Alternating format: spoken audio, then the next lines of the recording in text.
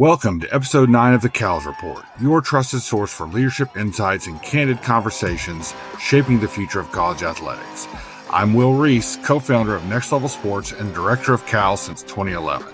In our big interview, Ryan Bradley sits down with one of the most thoughtful and dynamic leaders in college sports, University of Arizona Vice President and Director of Athletics Desiree Reed-Francois. With the House settlement looming, Arizona's recent transition to the Big 12, and a multi-million-dollar budget turnaround already in progress, Desiree opens up about what it takes to lead through disruption. From building relationships and realigning resources to redefining success, her story is a powerful example of values-based, future-focused leadership. Then, in the lobby, we join George Mason's Ashton Henderson, Tennessee's Ryan Alpert, and Oklahoma's Marcus Bowman for an unfiltered, peer-to-peer discussion. From revenue generation and sport oversight to pressure-tested decision-making, this is the conversation happening in real time on campuses across the country. They cover what keeps them up at night and what keeps them going. From big-picture strategy to everyday leadership grit, Episode 9 delivers the kind of perspective CALS is known for. Coming up next, Ryan Bradley kicks off our big interview with Desiree Reed-Francois, right here on the CALS Report, where the conversation continues long after the event ends. Hey, Will Reese here. Just wanted to jump on real quick and tell you about a couple of big events coming up for our CALS community. First up, CALS One Day is happening Wednesday, June 18th in Washington, D.C. at George Washington University. We've got a great group of athletics departments from the region already signed up, and we're almost full. So if you're interested in bringing a group from your department, head over to adsymposium.us, click on the CALS One Day tab, and get registered today. Then, coming this fall, registration opens in early June for our 15th annual CALS, taking place October 5th through 7th in Columbus, Ohio. As always, space is limited and attendance is by invitation, so be sure to reserve your spot early. For all the details, visit adsymposium.us and keep an eye on our social media channels and your inbox for registration updates. We've got a great pod for you today. Thanks again for listening, and let's get to it.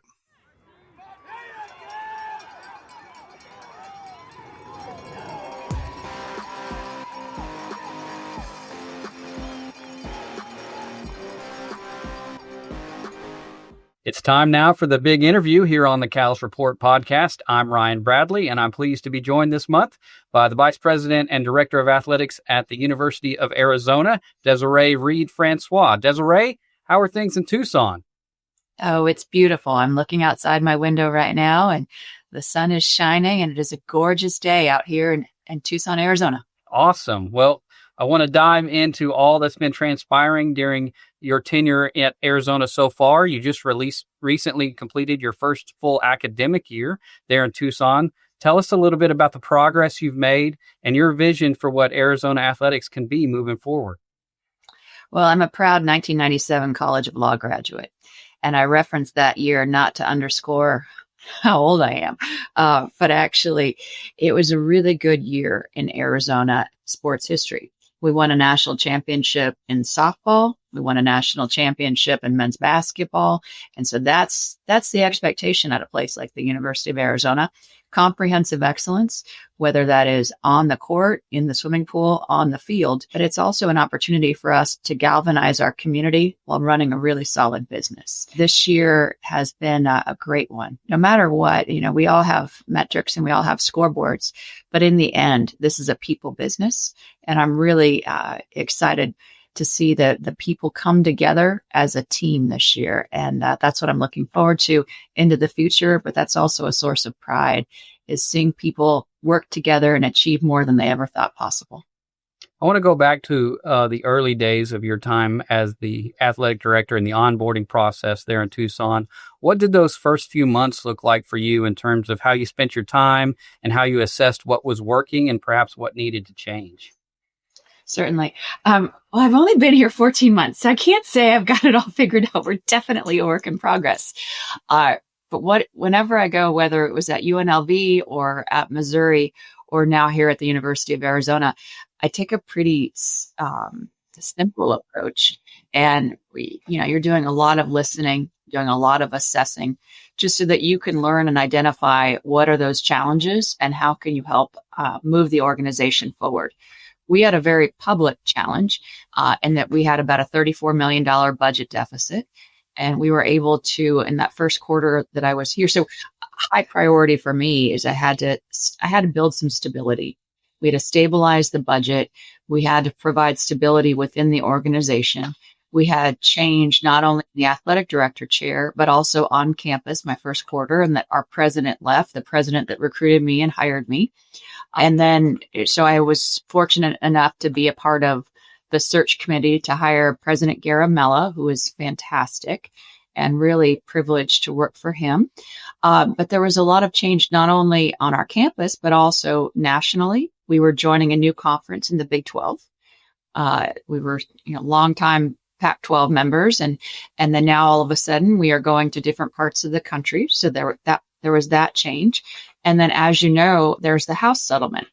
So I had two parallel tracks. The one, my first year, where I'm stabilizing the budget, getting to know the people, building that foundation for future success. Then the second parallel track is getting us prepared not only for the Big 12, but also for the House settlement. That's an imperative that we have to participate in so that we can continue to provide not only the opportunities for our student athletes, but the championship opportunities for our community. The University of Arizona represents $266 million in economic annual impact here in Southern Arizona. We have a responsibility to this community to make sure that we participate at the highest level. So as part of that assessment process, and I think I copied it from Whit Babcock, who I think copied it from Jim Phillips. And maybe Mike Alden was in there too, but we use a SWOT form. I did it at Vegas. I did it at Mizzou, and then I did it here. We have every staff member fill it out, and then I meet with every individual staff member throughout this first year to really go over their form. We talk about those challenges that they see on the horizon, how we can make an impact so that we can move the organization forward. You mentioned being hired by one president and then almost immediately going to work for another one. Talk to us a little bit about building relationships, building trust, and forming alignment with a president.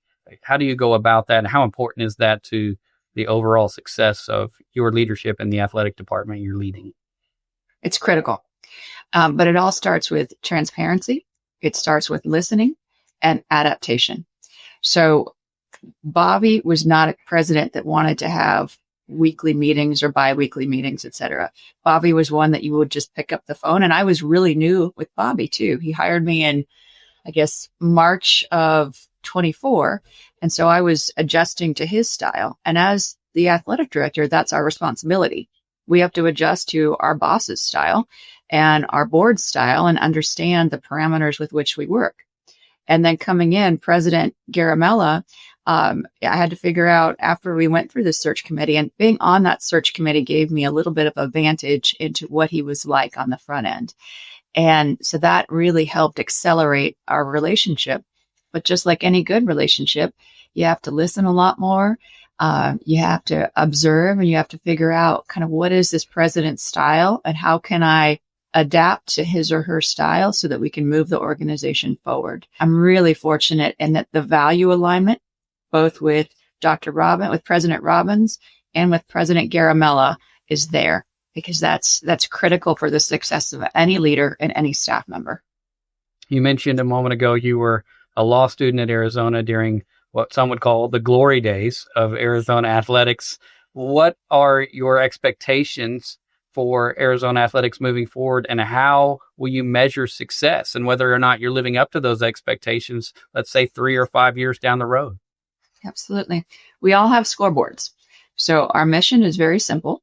We're graduating leaders, winning championships, and galvanizing our community.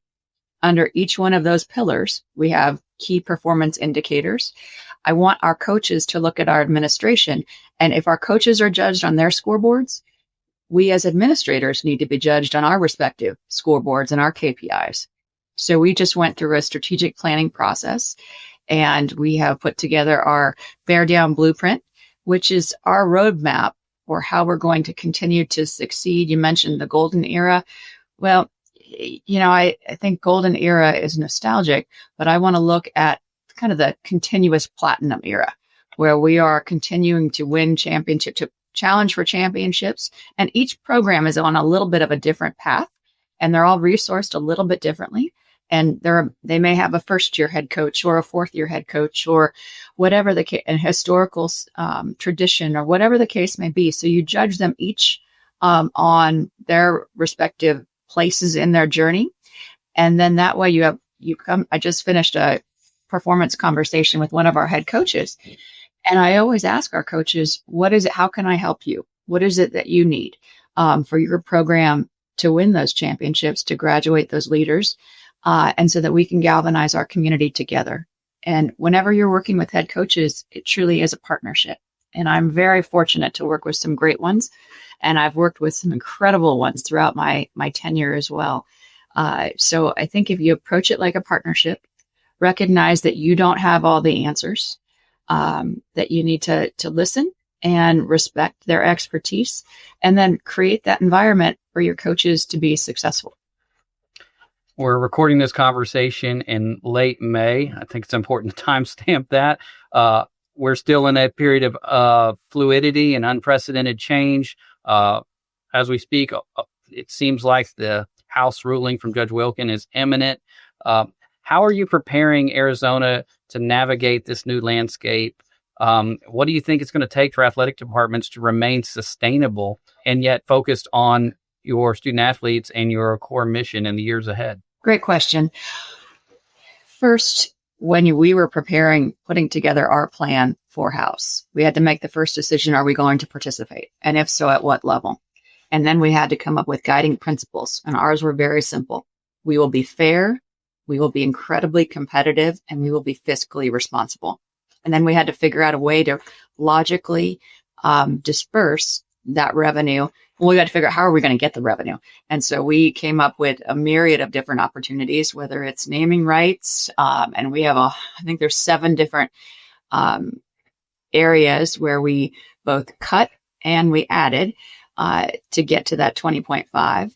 And then we came up with our protocol with how we were going to disperse it.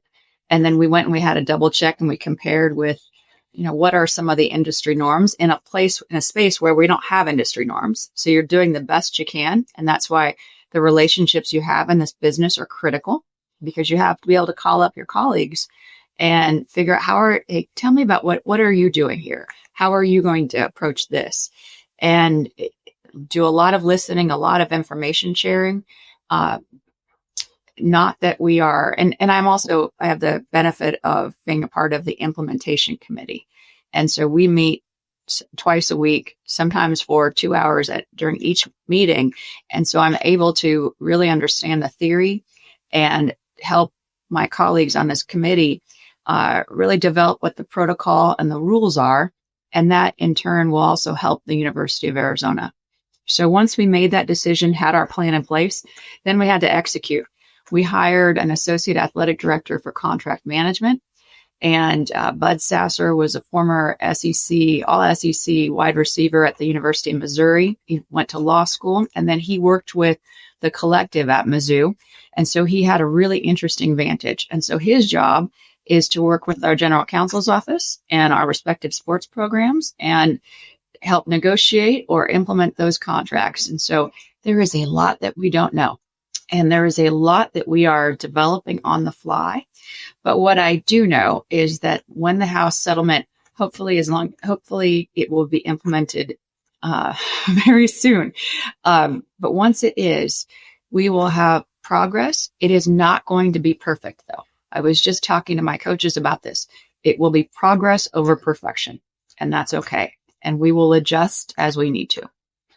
I get the privilege of talking to athletic directors like you on this podcast every month. And it seems like every one of them shares how if you told me the things that I would be working on, the problems we would be trying to solve today, that we'd be working on this 5 years ago, I don't think I would have even, been able to comprehend how the job and the challenges have evolved. And yet there's this idea that from these complex problems comes great opportunities, comes innovation. Talk a little bit about how this evolution of college athletics and some of the problems that you've been forced to look at and address and innovate have led to some great outcomes and some unique opportunities for you and for your athletic department? Well, first of all, you started going down on your question on where I thought you were going to go, and that people aren't staying in this industry. I would just really encourage, if there are people who are relatively new in this industry and are on the beginning of their career journeys, to stay with it. We need talented people in this industry. We may have challenges with House and whatever the litigation we have, and there are always going to be challenges.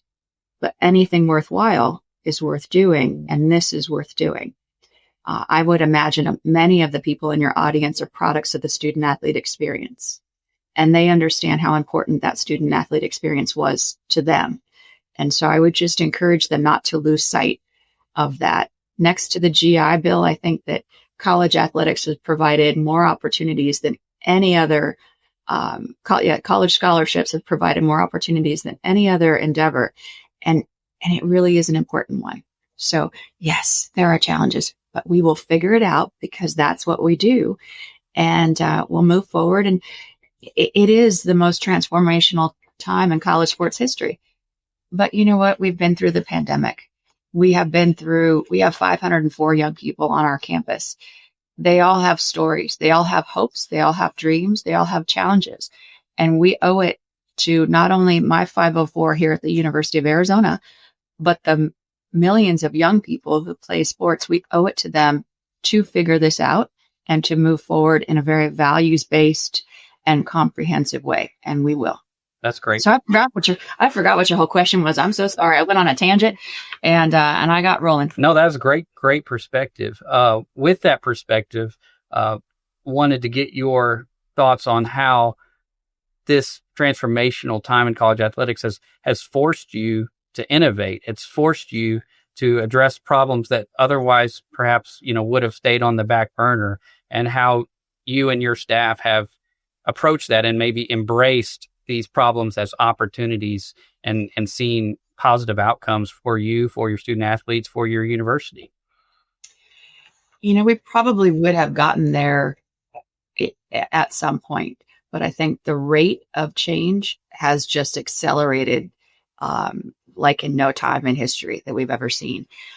For example, we're doing a naming rights deal right now that we're working on, and I think this is not a novel concept. Many of us have done naming rights deals. It's just there's an openness now because of the imperative to look for resources in places that we've never had before. And so I tell our staff sometimes when it feels hard, and I borrowed this line the other day from someone, and I'm very full and abundant today. And I think it was Patty Phillips. And yes, we may have our plates very full and abundant, but we're not curing cancer. And in the end, like what we do, we are helping young people achieve their hopes and their dreams. And don't lose sight of that. But yes, we're going to look at naming rights. We're going to look at on-field suites. We decided at the University of Arizona, instead of going with our multimedia rights and outsourcing it, we brought it in-house. And we created a 501c3 and an LLC. And we wanted the flexibility to be able to adjust quickly. And we also recognized, I think, that 84% of our corporate sponsors were local, and we wanted to try it ourselves. And I think we're at 108% of where we anticipated. So it is a heavy lift, and it is not for everybody, and it is not in any way to devalue what our multimedia rights partners do. It's just for our campus. That gave us a little more flexibility and an opportunity to align all of our profit centers together, so that there weren't these separations between development and corporate philanthropy or corporate development, corporate partnerships. And so that's been really productive for us. We're also really looking at what we're doing in the licensing space. We're looking at what kind of collaborations can we use and can we create that we hadn't thought of before. And some of my head coaches have given us some great ideas that we hadn't thought of. Sometimes when you're so deep in the weeds of how are we going to raise more money? How are we going to raise more money? You forget how much talent you have in your respective department that you need to tap into. And that's been a wonderful opportunity for us. I want to tap into your decision-making process a little bit. With so much changing so quickly, I imagine you're having to make a lot of important decisions every week, if not every day. What does that decision-making process look like for you in terms of ensuring that you're gathering enough information to make the right decisions while also moving with speed to make sure that you and your team stay ahead of the curve? Yeah, great question. The first thing, and I think we really learned this through the pandemic, you have to assess as the leader, you have to assess what type of problem it is. Is it one that you can go and you can build consensus and you can really spend some time and create buy-in? Or is it one that you're is it an immediate problem that you just need to consult and decide and then move forward all collaboratively, clearly communicate so first triage it, and then any kind of problem that I have or challenge, I take a 4-prong approach. You probably weren't expecting that I would be this nerdy, but that's okay. So what I do is I assess it, is the first thing. Like after I triage what kind of problem it is, then assess it, design the optimal solution, implement and manage. I mean, again, not rocket science, but I like to have a process for almost everything we do. And so that way we don't skip steps. And by the way, I read this really great book. I highly recommend it. It's called The Checklist Manifesto. Have you read it? I have not. Fantastic book. One of my board members gave it to me, and I gave it to all of our leadership team. But it essentially says, what can you, and it takes several different industries, and it looks how can you make things more efficient through the use of checklists. And it's so simple, but it's really brilliant. I'd highly recommend. I love a good checklist, so I'm going to have to check for sure. All right, I want to switch gears a little bit and talk to you about your hiring philosophy, and in terms of what are the core values, whether we're talking about hiring coaches or hiring staff. What are those core values, and have they evolved or changed at all given some of the skill sets that are necessary with the environment and the problems we're trying to solve today? So my personal core values are integrity, service, honor, excellence. And I think they have probably evolved over time in that I remember Dutch Bowman asking us when I was just coming up back when we had D1A, and he said, make sure you know your core values. And I remember thinking, what is he talking about? And then sure enough, when I was the interim athletic director at the University of Cincinnati, I was faced with a really significant issue my first day on the job, and Whit had already left to Virginia Tech. And I just remember thinking about Dutch Bowman and those core values. And you went back to it, and it's almost like this wonderful checklist of making sure that you are abiding by kind of your North Star. So in terms of, core values are critical. And I love that you asked that question. What was the second part?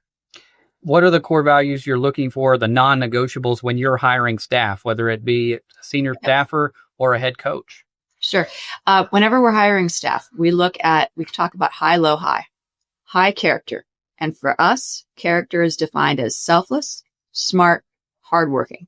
That's what we look for, because we got to be a team. So high character, low ego. Like, we don't have time for a bunch of nonsense. I don't have time for a bunch of drama. And no one is ever going to be bigger than the program. I learned that from watching Coach Summit and watching Coach Beamer. And both of those incredible leaders personified that. No one is bigger than the program. So low ego, and then high outcome and energy. I'm a big energy person, and I like people who are going to bring energy. If I have to constantly be pulling you forward, and I'd much rather put the reins on someone than have to kick them in the pants to keep making them go. That's a horrible analogy. I need to find a better one. But yeah, high, low, high.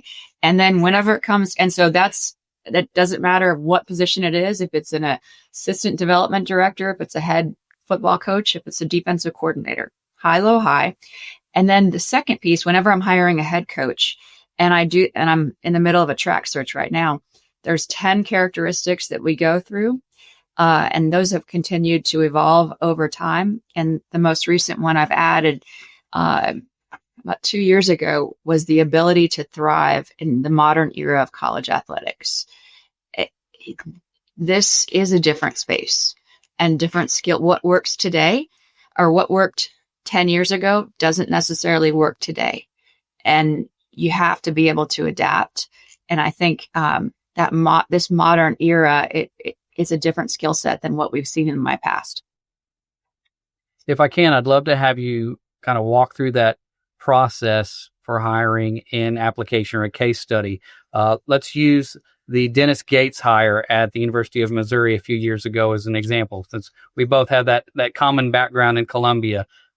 Walk us through the process of the decision that a change needed to be made at the top, and then the process from there to introducing Dennis Gates as your head coach, and kind of gives an insight to how you apply that process to a specific scenario where the stakes are really high, i.e. hiring a men's basketball coach in the SEC.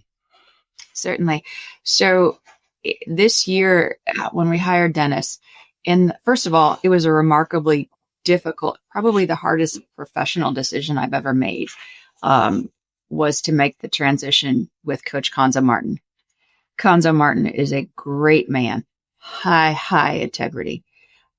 He is someone, quite frankly, I have a 21-year-old son, Jackson, and I remember that I have a picture of Jackson and Konzo Martin holding hands when Jackson was about 4 and walking along the beach. I think we were at the Maui Invitational, and I took a picture of them from behind. It was just such a beautiful moment, and Konzo just cares about students. And Jackson, my son, had committed to play basketball at the University of Missouri under Coach Martin. And then fast forward, I started as the athletic director before Jackson, like when Jackson was he committed in his junior year. And then I started, and he spent his whole senior year in Las Vegas with my husband. And then while I was in Columbia. So I was out in Columbia, and I just felt that the trajectory of the basketball program wasn't where it needed to be. So we made the difficult decision.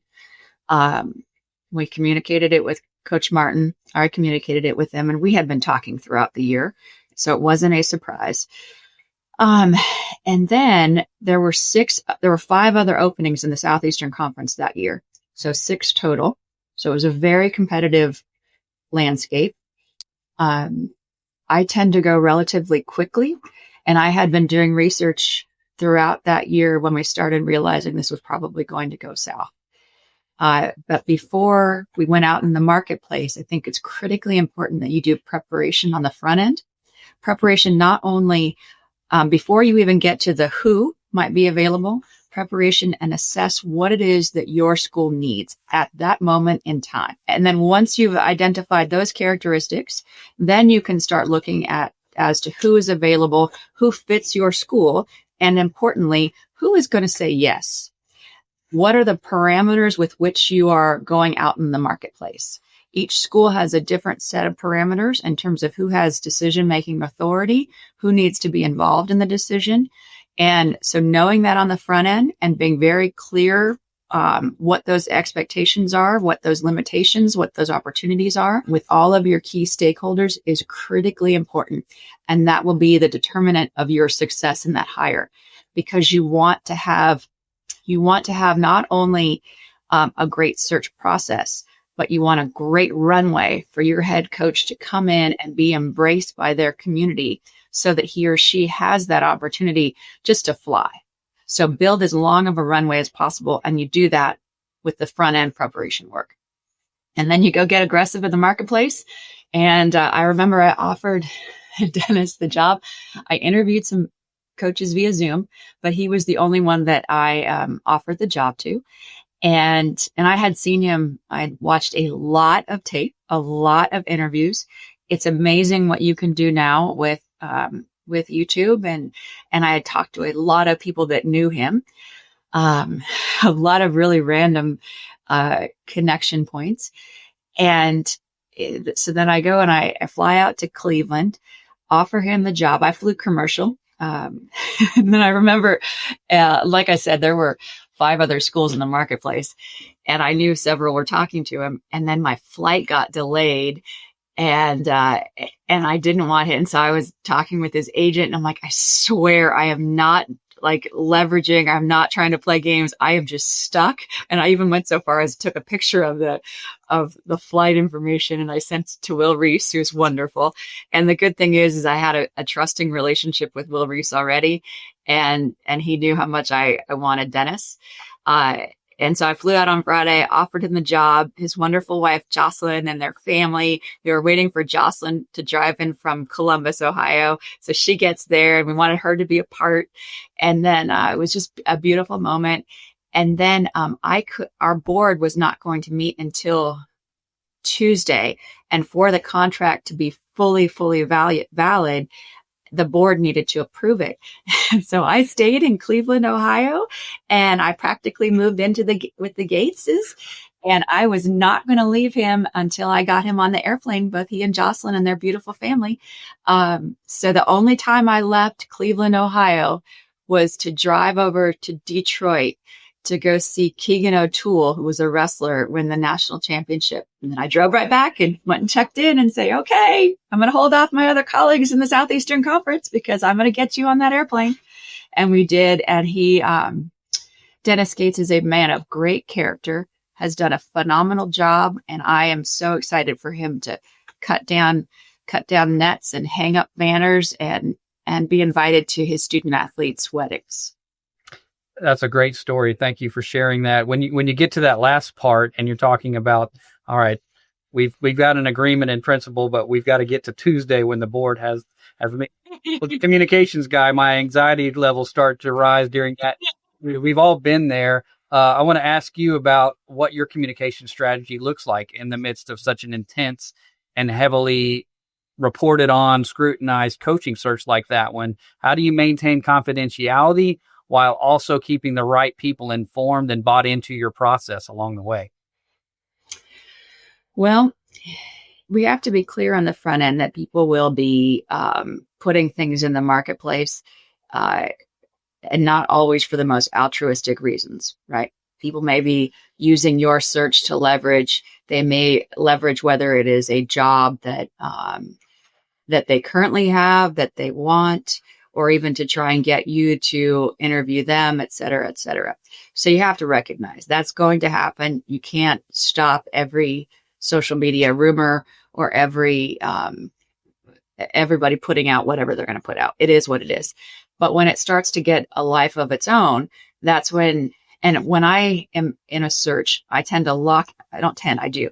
lock in, and my house might be burning down and I will not notice it because I'm so focused on that. It's a really annoying trait that I have. So that's why you have to have a really good communications person who is monitoring that. And then will tell you, hey, this is getting some legs. Do you want me to address it? I have gone so far, not in a recent search, as a matter of fact, where I saw that, again, goes back to the power and the importance of relationships, where I saw that a coach's a sitting colleague of mine, his coach was mentioned in a search that I was doing, and I had no interest in that coach. And so I've called that athletic director and said, hey, by the way, I've seen your coach's name. I want you to know I am not interviewing your coach. And if I do, I will call you and let you know. So open lines of communication, a recognition that it is going to happen. People are going to put out false information. And then you have to have a great communications person by your side to let you know when it is, because you can't monitor the whole thing. You just can't. And then people will leak things because whatever the case may be, sometimes they're just mad that you weren't interested in them. And sometimes anyway, there's people with not always pure motives that put things out there, and you have to decide whether or not you want to address it or not. I want to talk a little bit about representation. There are currently 10 female athletic directors in the FBS, 6 in power conferences. As someone who has broken through at the highest level, how do you assess the current landscape and pipeline for women in these roles? And what do you think are some of the keys to growing that number in the years ahead? Well, there are incredibly talented women, both in the pipeline coming up and serving as colleagues of mine. They are just great, great people who need opportunities. And I recognize that it is, and I think probably when I used to get asked the question about what's it like to be a female athletic director, and I remember I used to give a smart aleck answer at UNLV. I did, and I would say, well, I don't know how to be a man, so how about I just be a leader? And then I got to Missouri, and it was my first or second day on the job. I was speaking with a women's soccer program, and a young lady, she came up to me, and she got kind of emotional. And I just said, I thought, goodness gracious. And sometimes I don't always have word economy, which is annoying.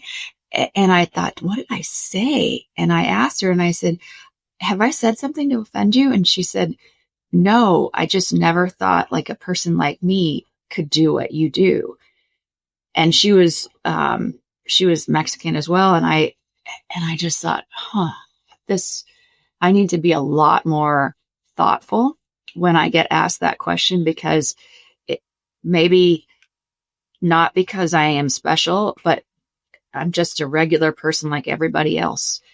But maybe I can provide context. And I remember reading Justice Sotomayor's book, and she talked about the importance of context. And I thought, okay, I am always going to work really, really hard. I'm not going to turn down opportunities to speak to groups if I can in any way make it, because maybe by the context that I provide, it paints a picture of what someone else could think about.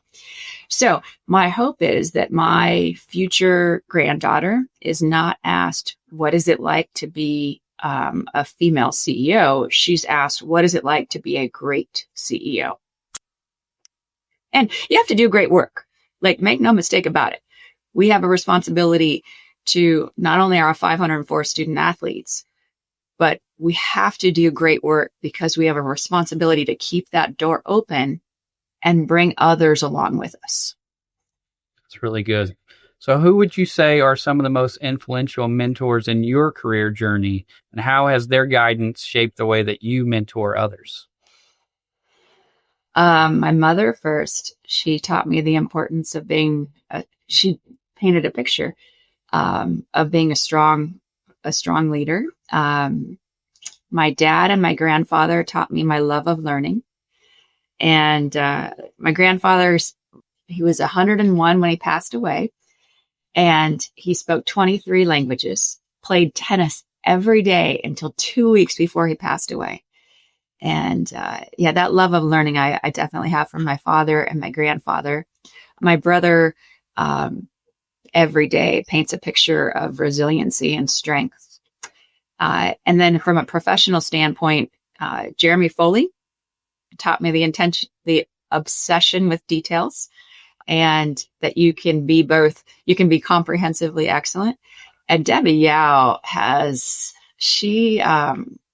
after my mother passed away, Debbie has become like a substitute mother for me. And she's just an incredible inspiration. And like I said, she painted a picture for me of what I could do. You mentioned your brother. Would you mind sharing with our audience a little bit of that story and the impact that he's had on your life? Certainly. So I am not a great athlete. I just work really hard, but I'm naturally remarkably uncoordinated. My younger brother was a great athlete, and he, any sport he could pick up, and it was beautiful at it. Great linebacker, played, this was in 1992. He would have gone off to a 4-year college and played college football, but was a Prop 48 back then because he was a little wild and had bad grades. So he went to Chabot Junior College in Hayward, California. And my first year in law school, I was sitting in section 10 at the Arizona Stadium, September 10th of 1994. And Roman was going for the record of the most tackles in the state of California in a game. He, like I said, he was a linebacker, and he was tackling the running back. They were falling to the ground. And as they were falling, someone just crashed into his neck, into his helmet. And at that moment, snapped his neck and he became a quadriplegic. So it was obviously incredibly challenging for our family. It was our faith. It was our strong family unit. It was also football, provided a common language for us to talk about when things were a little just too hard and too raw. And then what I didn't realize at the time, but it's like you feel helpless. You want to fix your brother, your loved one so badly, but you can't. And so you do what you can. But I think that shaped my career more than I realized at the time. And that I dedicated my life to making sure that my student athletes have the resources that they need so they can achieve their hopes and their dreams, because I couldn't do that for Roman. So I guess that's my why. Wow. Thank you for sharing that. Professional development opportunities like CALS continue to grow in importance as this crazy landscape evolves. You mentioned Will Reese earlier, the founder of CALS. From your perspective, what do events like CALS play in preparing the next generation of leaders? CALS is so important. I love CALS. And I'm always very privileged and humbled when I'm asked to speak at CALS. And I love it selfishly because it forces me to think a little bit differently. Whenever you're going to teach something, you have to get a little bit better. But it also allows me to see the incredible talent coming up. And there is so much talent out there. It makes me so proud. But then I also love the opportunity to communicate with my colleagues and with people coming up that pipeline and learn from them. And that's what CALS can do. It allows you to connect with people and develop authentic relationships that will serve you so incredibly well. Like we've talked about how challenging this industry is, and it is. But it's the relationships that sustain us. It's the relationships that inspire us. So going to CALS enables you to forge those important relationships. Maybe you'll pick up a nugget or two from a speaker, or maybe someone will paint a picture for you. But CALS is critically important, and it's done. There's a lot of professional development opportunities out there that are great, but CALS is very much like Will Reese, and it has a true heart. That's great. Sticking with the personal professional development theme, what kinds of habits do you incorporate in your daily routine that help keep you grounded and healthy as a leader? Oh boy, I need to take my own medicine. Well, I wake up at 4 a.m., which again, I'm coming across super nerdy, I know. But I do. I wake up at 4 a.m. I like to pray. I like to meditate. And then I have a running group that I go running with at 5, and I run 5 to 6. And that is from like 4 to 6. That centers me. It gives me some peace, and it clears my mind, and it allows me to attack the day. So that's a special time for me, and I'm just very thankful that I have it. And so that's what I tend to do. And then I'm forcing myself to go. I love to scuba dive. And I am going to go on usually 4th of July week is that one week in college athletics where football's gone, men's basketball, women's basketball, everybody's gone, and your staff can kind of breathe. It's usually just that week. So of course, the settlement will, if it goes into effect, it will start July 1st. So my husband was like, you got to not like really July 1st. But anyway, I'm going to go scuba diving, and that is one place my phone doesn't work. All I do is I just get absorbed, and I cannot wait to go see whale sharks this year. I think that's the secret ingredient to a great vacation these days is going somewhere where your phone doesn't work. Doesn't matter where it is. If you could be off the grid, then that's probably the right place to be, at least for a short while. All right, we're about out of time. I do want to ask you one more question. A lot of our CALS audience are those young athletic administrators just starting in their career or maybe midway through their career journey, hoping and aspiring to have a role like yours one day. Thinking about them, but also thinking about your younger self. If you could go back and give, let's say, 25-year-old Desiree some early career advice, what would it be, and what kind of perspective would you want her to have that you've learned from your time in the industry? Relationships are key, and I've talked about it earlier, but I mean it authentically. Get to know people genuinely, not just standing in and passing out business cards or sending out texts. Like, care more about people when you don't need them. And a relationship is just that. It's two ways.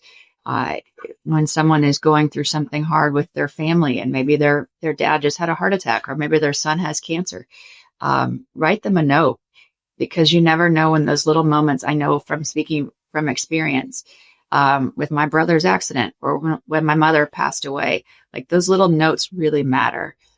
So maybe look out for people just a little bit more, even when it's not convenient. The second thing I would say is do excellent work. You have to. Our student athletes deserve that. Our communities need that.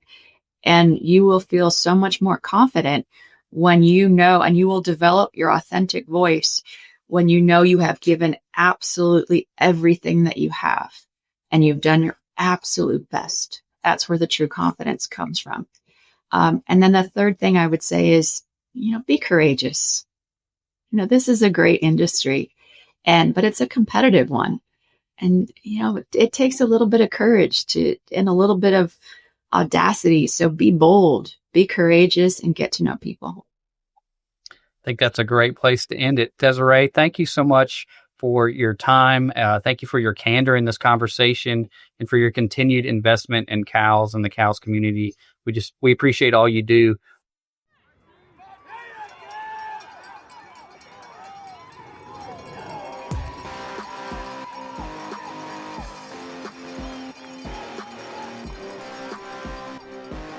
Welcome to the CALS edition in terms of our lobby segment here. I'm grateful to have two esteemed colleagues who I respect the heck out of with us today. My name is Ashton Henderson. I serve as the Deputy Athletics Director for Championship Resources and Culture. I'm grateful to have two sons of the Palmetto State with me today, particularly by way of Columbia, South Carolina. Here, I know Mayor Rickerman is smiling from ear to ear, and when he tunes into this, he can give you some NIL deals from the city himself personally. But we're joined by Ryan Alpert.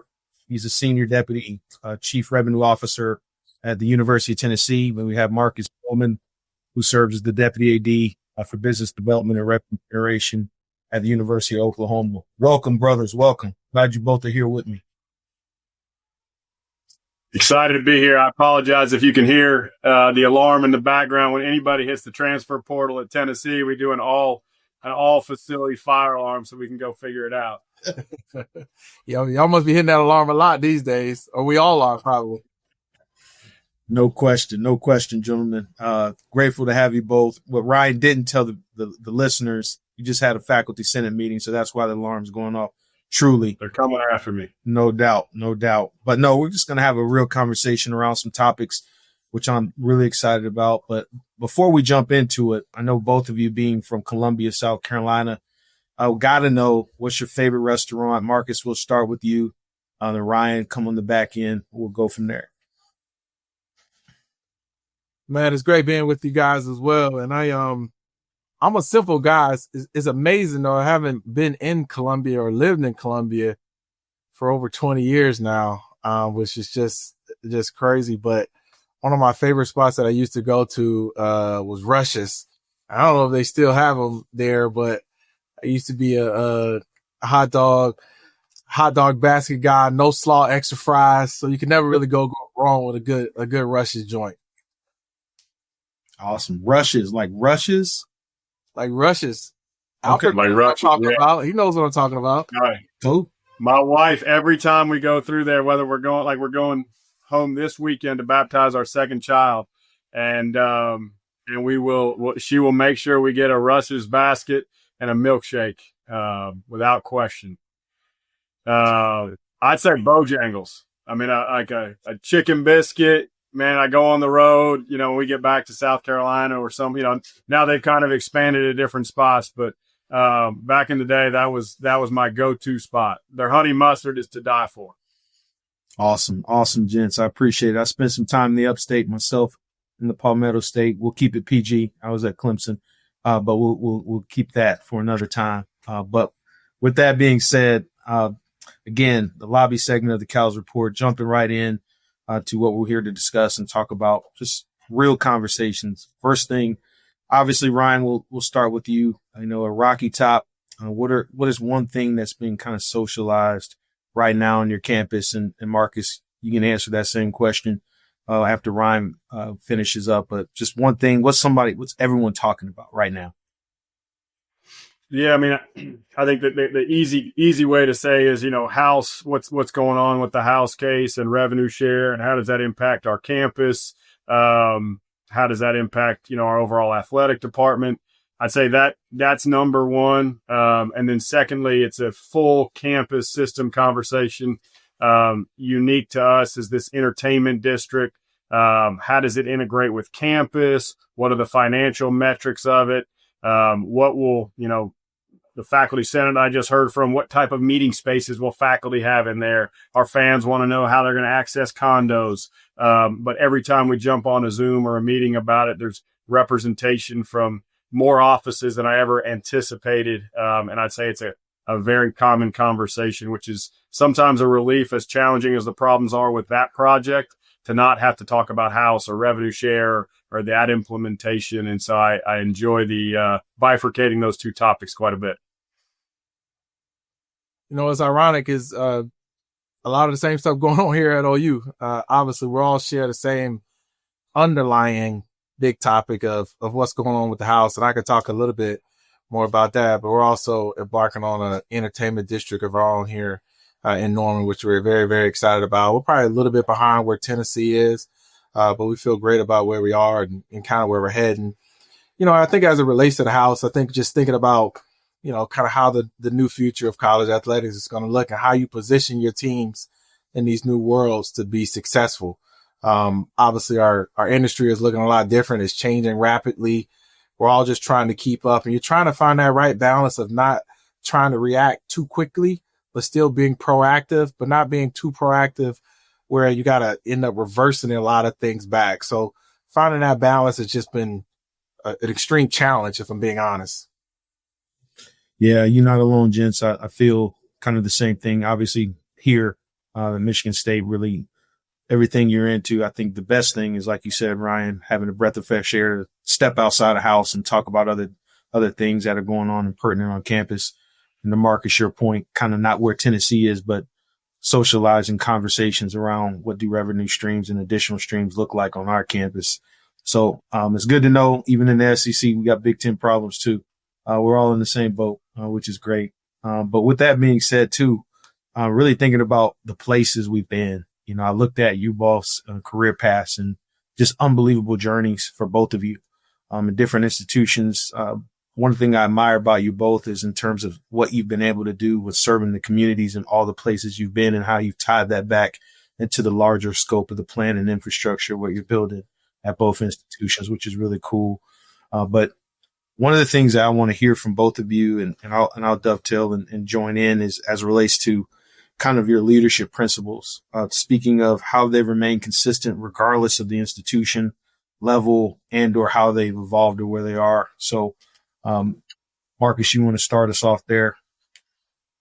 Yeah, happy to. I mean, I think there's a lot of great leadership principles out there. For me, boils down to a few things. I think the best leaders are the ones that start with self-awareness, and have a high level of self-awareness and kind of where they're strong, maybe where some things that they're not as strong at, and being able to surround yourself with great people that can help you, that dovetails off of that self-awareness. And then the second thing, and this was one of the things that I heard, maybe probably well over a decade ago from a chancellor that I work for. He mentioned that the best leaders have aptitude and latitude. And what I meant by aptitude is, do you have the requisite skill set to be able to do a job, right? So if you're hiring a coach, do they understand X's and O's? Do they understand recruiting? Do they understand the new world? And then latitude, like, do people give you the autonomy and the freedom to lead? Are they willing to follow you, right? Because there are some leaders that are great at one or the other, right? They may have all the requisite skill sets, but they don't actually have that ability to lead, or people aren't willing to follow them. And you have some people that maybe don't have like the great skill sets, but they can talk their way into anything. And so I think the best leaders are somebody that has that combination of both. But to me, it still starts with a high level of self-awareness. Yeah, and I would echo. I love the way you said that, but and I would say one of the things that I've tried to continue to get better at, and I think learning from other leaders. I think a friend and mentor, Ren Baker, once told me, he was actually a basketball coach at the time, and he was running a practice, and somebody he worked with before, and he was the head coach at Rogers State, and was running this practice, and somebody pulled him over to the side at the end of that practice and said, like, Ren, why are you acting like that on the court? And he's like, well, that's how Eddie Sutton did it. And he was like, and Eddie was really successful. So if I do everything that Eddie does, I can be really successful as a leader and as a coach. And he's like, well, the thing is, the difference is that you're not Eddie Sutton, but there are bits and pieces of Eddie, of how he runs a practice or the way he communicates with his guys or things he does coming out of a timeout that you can pick up. And I think for me, I hope that I have picked up a little bit of a little bit of something from all the leaders that I've been a part of. And I think one of the biggest things is communication. I try and over communicate. I try and be, available for our staff from a leadership standpoint. That they have access to ask questions about why decisions were made. And then I think in any organization, if decisions have to get up, whether it has to come to the senior associate level or the deputy level or the AD level to make a decision to go back down to be implemented, creates inefficiencies in an organization. And so what I've tried to do, and I think sometimes a lot of people have success and they can over manage situations. And I know I have done that before in certain situations. And so how can we allow people within our organization and people within my downlines to make decisions and know that I'll support them no matter, we may correct something on the back end, personally, one-to-one, but at the end of the day, they know I'll support them no matter what. And if we're communicating philosophies across the board and they're taking them into implementation, then I know we can be successful. Appreciate both your insights and perspectives. I know primarily for me, and I will touch on this later when we talk about professional development, but I immediately think about, my time going through the NCAA leadership development program, primarily with really LI, the Leadership Institute. And there's somewhere where you really hone in and focus on your values and really speaks to who you are and how you lead and really what people represent. So for me, it's integrity, faith, family, discipline, determination, and drive. So whether that be I was working in higher education or pro sports, I've taken that everywhere I've gone. And that's something that's really been the driving force. I have them on my wall. Anyone over the 10 direct reports that I have in Michigan State and all the units I champion, I want that to be a known factor. That's how I'm going to show up, with integrity every single day, not be afraid to talk about my faith. I think that's really important. And have the discipline, and really show that in all the facets of what we do, being former student athletes, and so forth and so on. So those are the pieces that I've never wavered on. We never will, because those are a fundamental principle and part of who I am as an individual. So I appreciate you all bringing your perspectives in those areas of who we are, how we lead. People see and take heed of that every single day. But really thinking about this other piece, man, all of us wear a ton of hats on our campuses, pulled in multiple directions. If you just stretch us like putty, I'm sure all the pieces. I know there was a Hail Mary today for you, Ryan, Marcus, on certain other things that you all are involved in pretty much every single day. You look at your schedule and you're like, man, this is not going to be how it is going to lay out. And so I know we've all got pretty accustomed to that, but really want to lean in here on sport administration. So that has evolved so much with NIL, the transfer portal, all the variations of campus and nuance that once was not. So can you both kind of, whoever wants to take a stab at it first, but just talk about how that's changed the trajectory of how you even show up or think about how you serve or support a coach, particularly in this, and would love to hear those aspects of what that looks like. Go ahead, Ryan. You can take that first. All right. Yeah, I think it's different for every coach. I think where they are in their career, where they are in their comfortability, whether it's with this new conversation of revenue share. So I'll take Rick Barnes, for example. I don't think I or anybody's going to manage Rick Barnes, right? Like, I mean, he's a Hall of Famer. He's got more wins than I could ever even dream of. He's won more championships and been more successful as a coach. And so what can I do to be a resource? I think is what I try, what I try and do with him is to be, a sounding board at times. I think what we have to sometimes remember is most of the coaches that we have never had to, have a financial conversation with a student athlete. Or, as you're building a roster, what changes? If you've been a developmental program where you're bringing freshmen onto your campus, if they are any good as a freshman and they're not compensated in a way that they feel like they are valued, they're gone the next year. And so all that time and effort and energy you put into the development side, and then they end up bouncing to a different campus. And so, I think it's my role and my job to be an advocate, but also be a contrarian at times of, hey, have you thought about this way? And not that I'm there to provide, although I will probably over provide my X's and O's feedback at time. But I think he's gotten pretty good at just ignoring that. But I think be there as a sounding board to talk through different situations. And ultimately, really understand where, the vision he has for the program. And then what can I do from an administrative standpoint, working with he and Danny on, executing on ultimately what his vision is. But I think, poking, prodding, asking questions, really getting to the root of what he's trying to do. And then working with the staff members around to ensure that we're accomplishing their goals. But again, I think it's really having to understand that, a lot of our coaches have been in their roles for 10, 15, 20 years. And so them flipping the script and how they operate or taking their core principles and applying it to the new world, how can we help them do that? But then there's some coaches that have been head coaches for 1, 2, 3 years. And they probably built their life goals and their culture on this method that really needs to shift or be, adapted in the new revenue share world. And how can we help them adapt? Because I do think that, is high school, recruiting going to be as important and integral as it was 5 years ago? Or, at times, can you, be able to recruit out of the portal and get depth? And so what's your philosophy going to be? Because you probably need one. Or a blend of the two, and how can we be there to help support them and or find the resources to have them go and hire somebody on staff that can help be that advocate for them.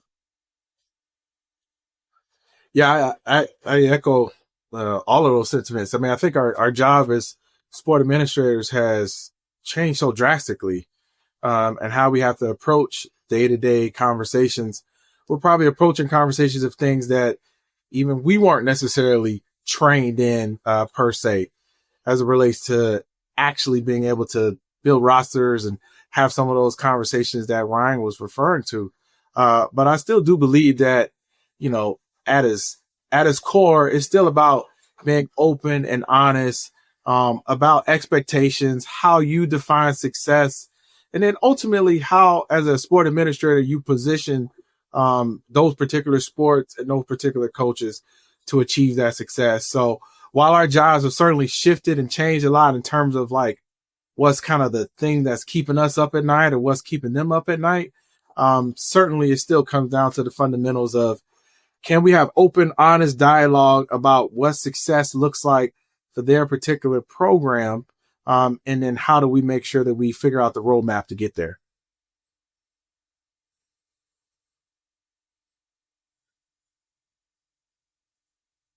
Yeah, no, I appreciate both of those perspectives. I think for me personally too, like I think about, my first time being a sport administrator for Bob Brayman, who's a Hall of Fame head coach who just retired not too long ago from Florida State University in the track and field and cross country.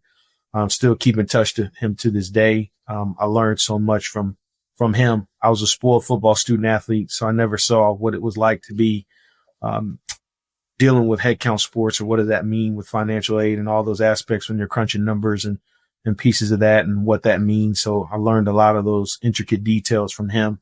And that's helped me and as relates to where I am and where I sat overseeing women's basketball a period of time here at Michigan State, and how those differentiating periods of relationship building, culture, community, connectivity, all of those things matter. And I think my time in pro sports really helped me become a better sport administrator as it relates to being able to understand how to see the field, if you will, in various aspects of revenue generation. How do you engage community? How do you turn different aspects of community into revenue? And being able to really tie that into the day-to-day experience as a leader, as a strategic thinker, thought partner, and really building those bonds with those coaches and lifelong relationships. I like what Ryan said. Sometimes being a contrarian, it's good to have a rumble. Brene Brown, one of my favorite books, Dare to Lead. It's important to not be someone who always agrees, but that's why you're there, and that's why our expertise is so important on the variations of errors. And really also serving as a past president of N4A, one of our best sessions every year is sport administration. How do you break in and what it's like? And I remember, I don't know about you all, but I had this high hopes of what sport administration was going to be. And what I learned, it was a lot of challenges and more opportunities to grow from those challenges. And it wasn't all glitz and gold, but I'm grateful for them and how they've leaned into variations of multi-level and layer of sport that we've overseen. So I appreciate you joining. Funny point you bring that up. I do think, like, in our business, people think like, I got to get sports supervision. And it's like some big hurdle. And I get it that anything that, you want to do that you haven't done before and get access to it. But it does seem like that has been built up in our industry. And I was the same way. If I got to get it, I got to get it. But it isn't always greener on the other side. That's right. That is for sure. I've been checking my grades. I don't know about y'all lately on different aspects of, my wife thinks it's great, but I don't. But mine not turning gray. I'm just losing it. So like, I like trying to, I try to keep my fade low now because it was turning gray. Now I'm just losing it altogether. It was going to be best if this was a podcast with not visuals, but now everybody knows how much better looking I am than you guys now. Man, I was going to say, we got to get Ryan's coat, man. That'll take us to the level of it. All right. Get back on script. All right. So with that too, gentlemen, we talked about it. We touched on it. You and I, all of us, obviously the beast from the east, west, north, south, I'd add as well, given that addendum to house and what we're facing and really kind of the seismic shifts that our both institution, all of our institutions, everyone, no matter where you sit in this paradigm, and really looking at things. So, two-pronged question here, lean in with Ryan first, but really just obviously with house and obviously everyone was dialed in on April 7th, the day of the national championship for the Final Four game and leading up to that. And so we're all waiting, leaning forward, and then we get what we get. So how have you all what have you done as a department to kind of keep folks connected on these ever evolving changes that we face daily, and kind of what's been some of the most difficult parts in that to kind of keep people engaged and connected throughout the mission of that? But just curious on how you all are handling that at both your institutions and really looking at it, from when things don't go the exact way we want them to go. How is that being dealt with too? Yeah, I'll give some insight into what we've done. And I think Marcus said it earlier, is at the end of the day, we can all make house into something that is changing our world forever, which it is, but we still are doing the core principles that we've always done. And I think if you keep that in the root of your decision making, that's really important in what we've tried to do on our campus.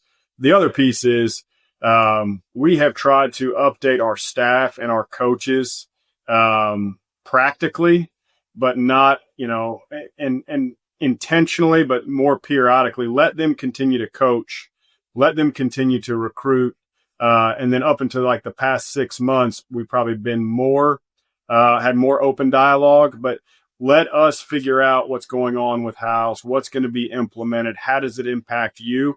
And then we'll come to you with that information versus every time you see Pete or Ross put something out, or you get a text thread from the SEC head coaches in your group, like, feel free to send it along. We'll get you a response. We'll get you feedback, but we're not going to sit down and update you of every twist and turn, because coaches are type A personalities and they're going to, react to that one jolt and figure out, how do they. And so we've tried to keep them updated and informed, but not try and take them off kilter or focus on winning. And then as we have learned more information, we've taken it to them and built a plan with them to help them be successful.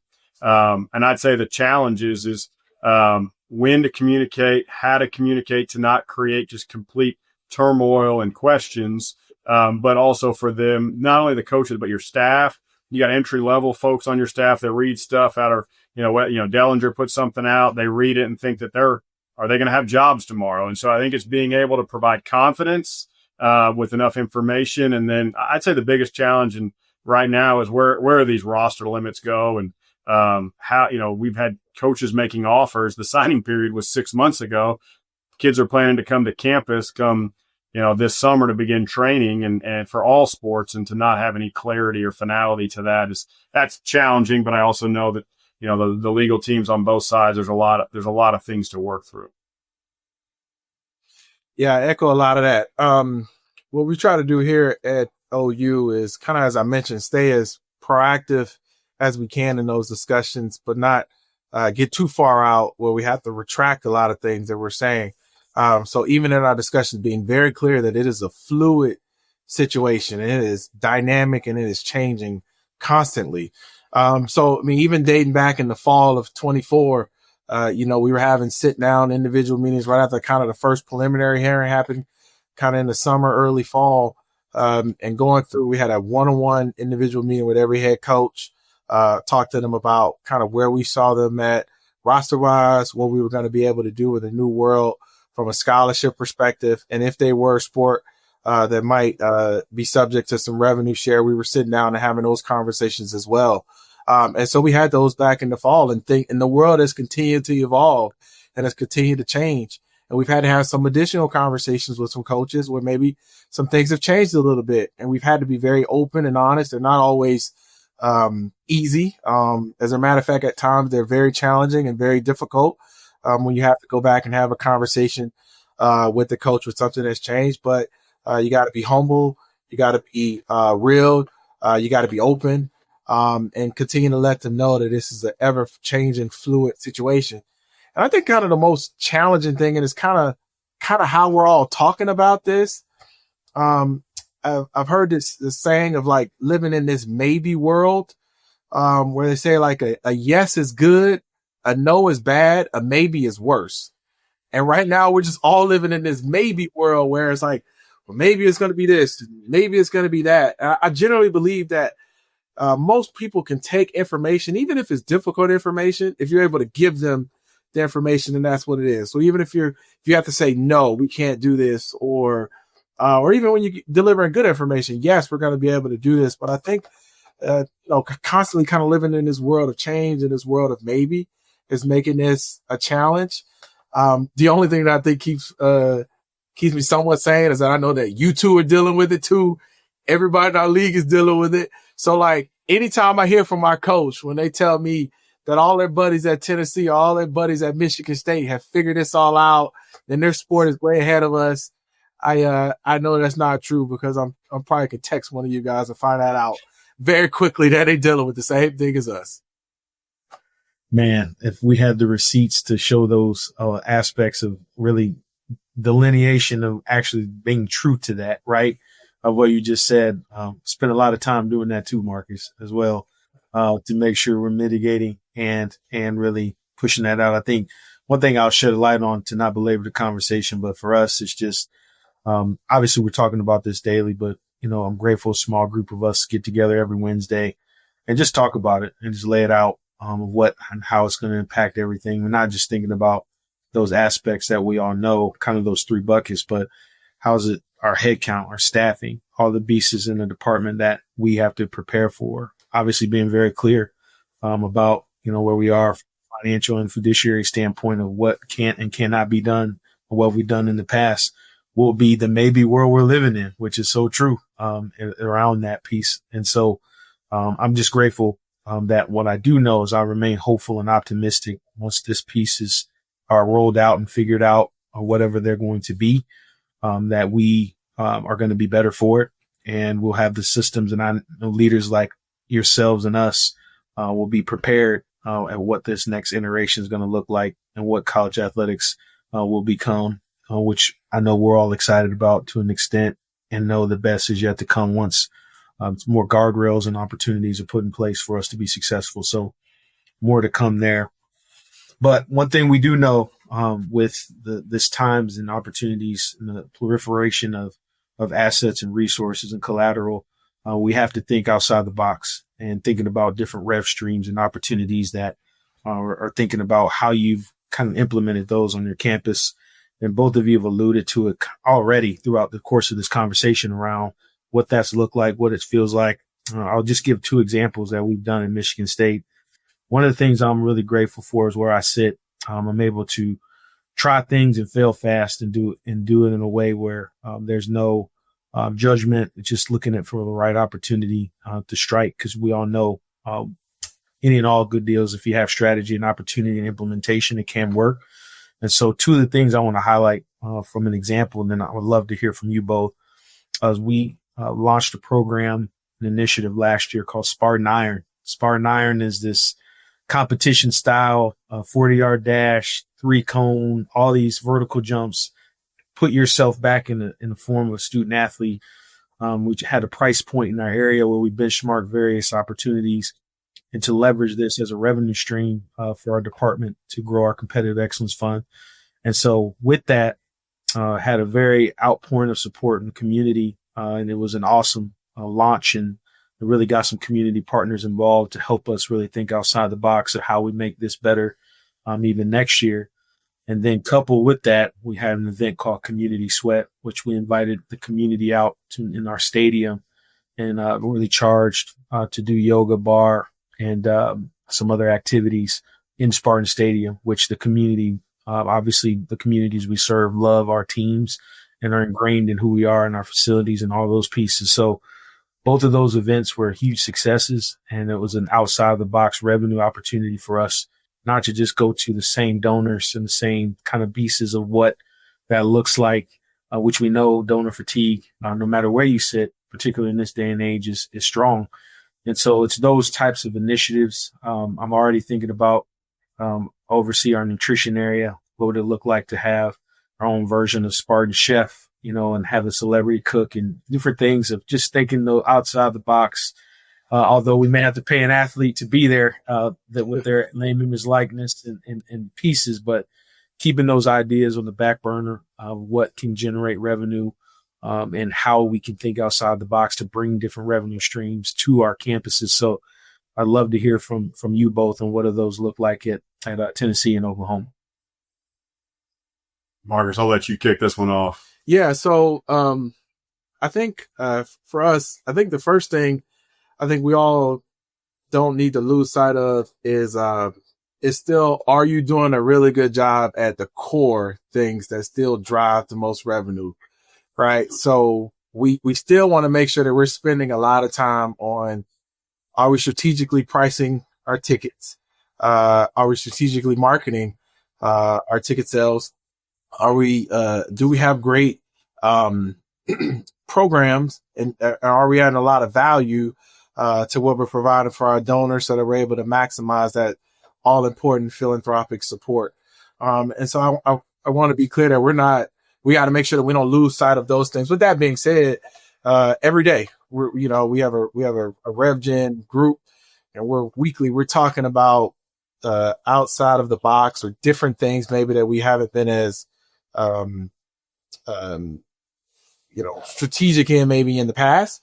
And I think mostly for us is really talking about how can we maximize some of our facility usage on non-game days. And so we've been trying to be very strategic about bringing in a staff, maybe even have some conversations. Is that something that we want to get professionally managed, outside of athletics? I think so many times, those are things that we haven't done. And you look at, whether it's professional teams or professional facilities, those are managed by third-party professional companies. So we've had some of those conversations to see if any of that makes sense. And then to think about kind of our partnership with Learfield, we've locked our arms with them and had some very open and honest dialogue about how we drive revenue, how we have brand awareness, and doing some things that, maybe traditionally a school like Oklahoma, or maybe some schools in our conference haven't really done. But everything is kind of with that lens on how can we drive revenue? How can we be innovative? So those are just a couple of things that we've been talking about. I think the biggest thing is making sure that we don't lose sight of what is our core functions and the things that are still going to drive a lot of the revenue. And then how can we add a talent fee like Tennessee did? Yeah, I mean, I think Marcus hit the nail on the head. I mean, at the end of the day, you have to be great at your core competencies, right? Like your tickets and donation have to be great at those. And so and marketing did this probably 20 years ago, and they created these, marketing or external pods, and they would be talking about what program they were going to run or what initiative they were going to have for that week's game. So we've taken that and created revenue pods or subsets of football. And so that group meets weekly. How can, where does, we call it, a little bit, lack of a better term, like where's the meat on the bone? So if we have our overall total revenue in comparison, Texas, Michigan, how do we get in that top three? How do we get in the top, what can we do to become the number one revenue department in the country? And then what sectors? So where does football, where do they rank in comparison to our peers? Where is basketball? Where is baseball? We have that for every sport, price points. And then we hired an internal data analytics team, and that individual runs those groups, particularly related to football, men's and women's basketball, baseball, that have, significant revenue tied to them. And then, Marcus mentioned it, Learfield. We did the, pilot, Neyland Stadium preserved by pilot. What assets, and each category they have, what categories are being maximized, which ones are trailing behind, what schools are, $30-35 million plus in revenue trails, from a sponsorship standpoint, where are we and how do we get there? But you can talk about those things, but what are you going to do to build a pathway for each one of those revenue streams? Bigger schools, it wasn't so much a revenue stream when I was at, FAU or other places, but, our licensing, when we, I think on gross revenue, for licensing, which we don't get obviously the gross, but I think we hit $67 million. We're the number one school in CLC. That's north of $12 million. Like that becomes a significant, that's like our third most profitable revenue or team. And so how can we focus on those elements of the business? And then everybody's talking about doing concerts in the stadium, and, we do a significant amount of business out of our Food City Center. And those are great, and we need to continue to grow those. But the core businesses, like Marcus mentioned, your philanthropic, your major gift team, what sort of metrics do you have? Are you tracking them? Are they hitting them? But that needs to be really for every sport. And creating, I think, a revenue model and an evaluation tool to know where you are today. Where do you ultimately want to go? Like when we got here, our fans expected us, why aren't you beating Alabama? Why aren't you beating Georgia? Why aren't you beating Florida? And it's like, well, we're charging 40% less than they're charging to be able to give our teams the resources they need to compete. So we've got to get our revenues up to be able, I say the financial resources and winning have always been tied together, but they're tied together now more than ever before. And so you've got to maximize each of your revenue streams to give your program and your athletic department a chance to win. Yeah, well, appreciate really both of you in terms of ensuring that we keep our house in order. The core competencies of what we do are essential to continue to keep the drive and the abilities and necessaries to move things forward. I know I'm hating this, fellas, but we're coming to a close here in this conversation, but I want to make sure we give a shout out and pay homage to the individuals and the people who have really, and this is where we get ourselves in trouble, right? This particular question of who is the person, people who really, in your career left an indelible mark. And really, maybe it was something as it relates to, athletics, personally, professionally, stick with you. But I'll get myself in trouble first and say that there's so many people who've helped me along my journey, and I wouldn't be where I am or be on this call without them. But for whatever reason, this individual continues to pop up when I was thinking about this question and giving it to you all. And I want to give a major shout out to Dr. James Clements, who's the president of Clemson University. And so his mentorship, I was back when I came through the ranks of academic support, student development, that world of internal, and having the ability to see someone in action who was really passionate about athletics. President Clements was always someone who really spoke and connected with me, even when I was an academic advisor. And it's funny, I worked at Clemson over a decade plus, and we still keep in contact, and we reconnected throughout my time through the NCAA Pathway Program. And he has continued to be a driving force for me and many others in the higher education space. He's an innovator. He's a leader. But most importantly, he's someone who I can call a friend and pick his brain of how presidents or universities are thinking about different aspects of our world and how do we change our vernacular and really think about ways in which to communicate and socialize messaging, which he's helped me with immensely. So, President Clemens, I thank you, man, for your fire, your passion for this higher education, reminding us we still work in higher ed, as you tell me often. And so I'm grateful to use that platform. So Ryan, Marcus, now I'm in trouble with every other mentor, sponsor.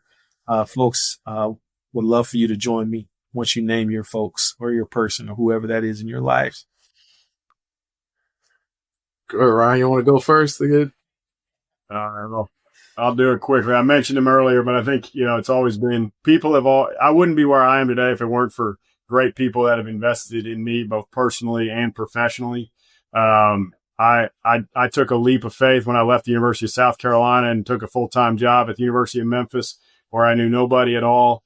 A year into that role, Ren Baker became the AD. 6 years later, we go to the University of Missouri together, where I'm the overseeing major gifts, working for Brian White. Brian ultimately hired me there, but ultimately working for Ren and the people I met along the pathway that he helped introduce me to. One is Will Reese, which brings us here today through CALS. And then ultimately working for Brian, going to FAU, ultimately leading me to this opportunity to work for Danny in Tennessee. But Ren, and I think the most important part is the development folks out there that had our nose in the air, that you had to go through the development route to be an AD. Ren came in as a small school AD and taught me a lot about, it isn't about, where you came up from or what you learned. Everybody has an opportunity to lead and everybody can champion that cause. And in the beginning, he was FCSAD that then came to Memphis, and I learned a ton that you don't have to come from one pathway, and that if you dive in and learn things together and work together and are great to people. I mean, I ended up living with his family at two different places as I was moving in, although he did make me bring in all the boxes and put together all the things for his children. But introduced me to folks along the way that have poured into me, and I know I wouldn't be where I am today if it wasn't for that entire group of folks. And I too am leaving folks out, but it started there, and then it led me to a great network that they will let me know that I am here because of them too. Yeah, I'm sure all of those individuals are very proud of both of you guys, man. And I think so many times we think about the people that helped us get to where we are, and maybe don't talk about the people that are, right across the aisle from us, and two individuals like you guys self that I admire and I watch what you guys have been doing, and so grateful to be able to call you guys colleagues and friends. And the list can go on and on. I mean, I've been so blessed and fortunate to work for so many great athletic directors, but great university presidents and chancellors, and for me, anytime I get asked this question, it just kind of helps me not get in trouble with as many people as possible, as I just start with the beginning. And I started with the person who really gave me my first shot, who actually was not my boss, but a lady named Donna Samt, who was at the time one of our deputy ADs at the University of Pittsburgh and the SWA. And as you guys both know, I was a student athlete at Pitt, had an unbelievable 4 years there playing basketball. And the summer between my junior and senior year, I started to get this itch of wanting to work in sports. And particularly as I studied kind of the sports business, I realized that it was much, much bigger than what you maybe saw on Saturdays in the fall or what you may see during the week in any other event. There's a lot more that went behind the scenes. And so I spent a lot of time kind of meeting with some people in the athletic department at Pitt during my entire senior year. And Donna was one of the ones that was very welcoming and accommodating to me throughout her schedule to be able to meet with me and spend some time and kind of just teach me all about what college athletics was. And then fast forward all the way to the end of my senior year, I actually was offered and accepted a job to go work at a local bank at PNC Bank as a finance major. And Donna sent me an email one day. I got a random email from her. I was with my then girlfriend, now wife, at the time, overseas in Europe right after we graduated from college. I got an email from Donna and said, "Hey, this position just opened up in our business office. I know you've been thinking about working in college athletics. Would you be interested in it?" And so I said, absolutely. I was like, I only got two problems. One, I'm overseas in Europe. And two, I start a job at a bank in about 4 weeks. And she said, well, I think when you get back, you probably need to reach out to this person. And so she opened that door for me. Ultimately, is all of our responsibilities when somebody opens the door for you to literally walk through it. But she's heard me tell this story several times. And every time I tell it, she always texts me and says, stop doing that. You did this all on your own. But Donna, when this comes out, I'm going to send this to you and just tell you once again, thank you for everything that you've done for me. No, I think we all can agree. And I appreciate you all sharing that we can dedicate a whole segment to the people who've helped us get to where we are today. And I think it's funny now that you've shifted into the roles we have where people are saying that about us respectfully. And the calls, the texts, the things you receive based on just talked to a mentee this week who's making a shift to an opportunity, and just to see them in the leadership capacities and the roles that we've been able to do would not happen without those folks. So since Ryan got me in trouble, thank you, Mark Hollis. Thank you, D-Rad.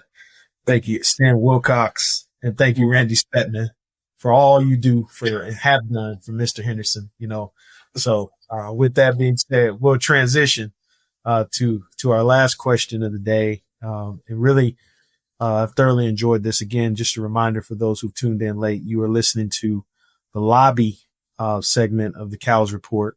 And it's been a joy to talk with Ryan and Marcus and have this candid conversation and real-time dialogue with you all.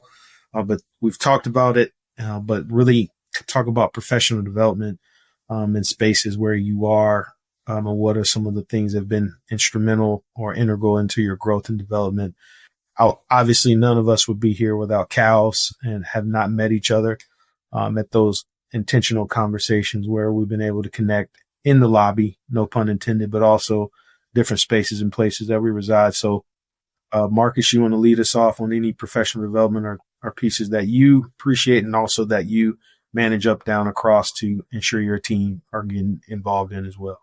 Yeah, absolutely. I'm a firm believer in, a lot of these programs that a lot of us have done. So whether that was, attending CALS, I went through SMI, I went through the Pathways program, and those things taught me a lot about understanding myself, understanding values, having a greater understanding of college athletics and what it entails.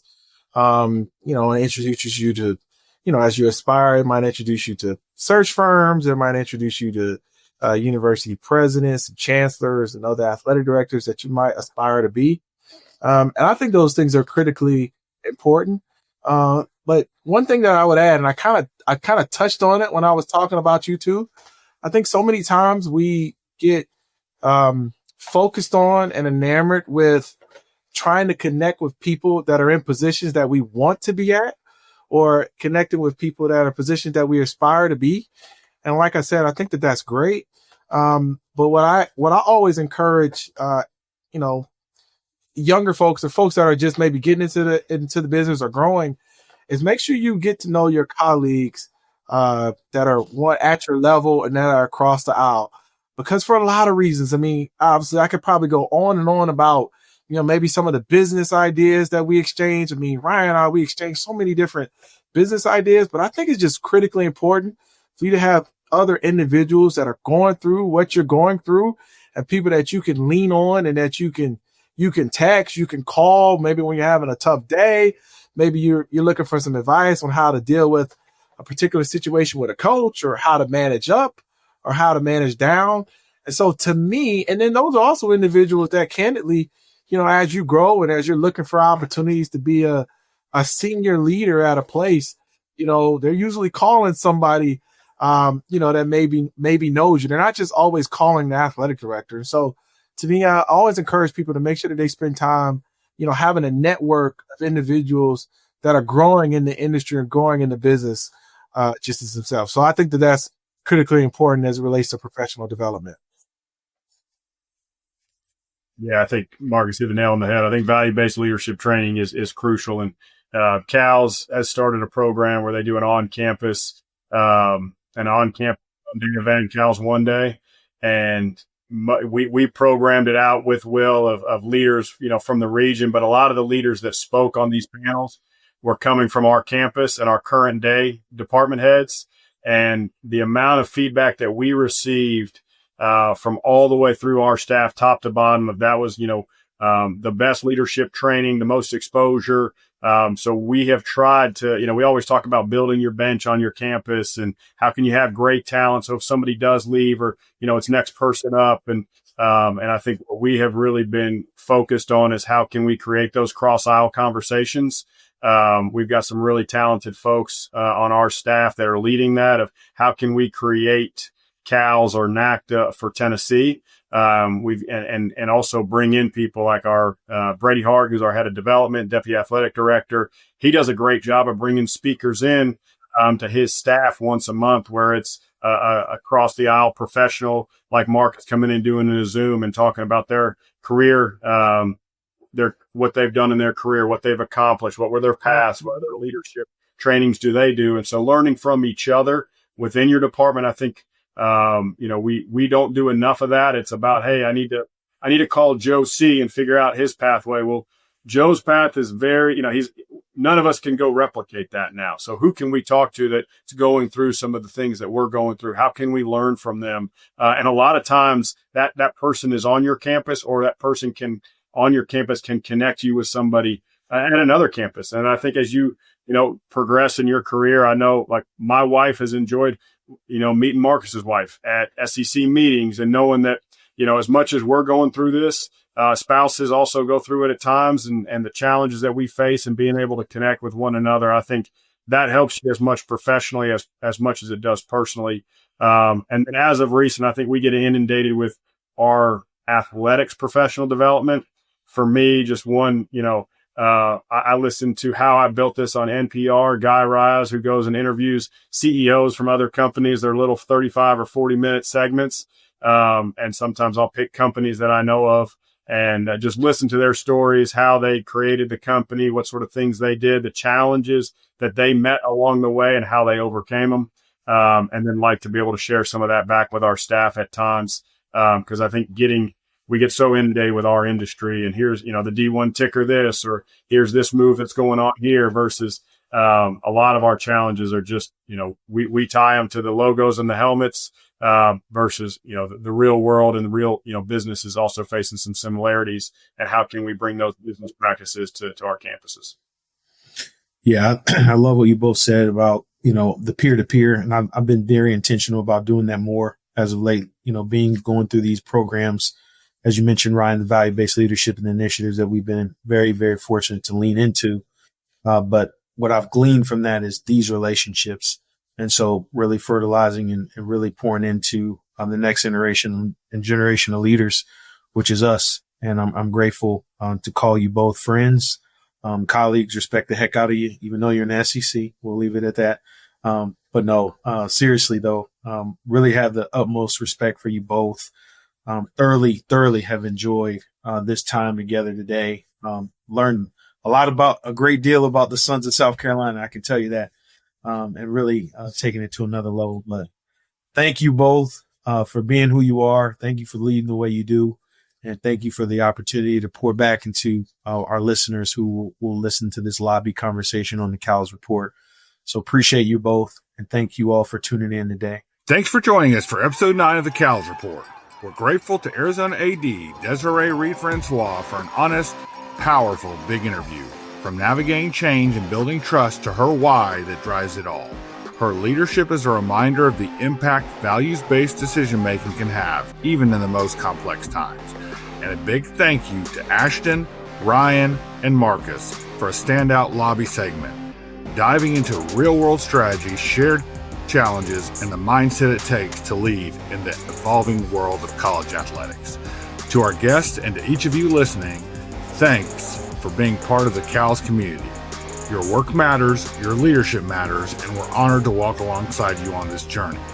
Make sure you're subscribed to the CALS Report on YouTube, Apple Podcasts, and Spotify. And follow us on Instagram and LinkedIn at the CALS Report and Twitter at 80 Symposium for more insights, updates, and behind-the-scenes content. To learn more about CALS or to connect with our team, visit www.80symposium.us. I'm Will Reese. Thanks for listening to the CALS Report. Until next time, stay connected, stay inspired, and keep leading the way in college athletics.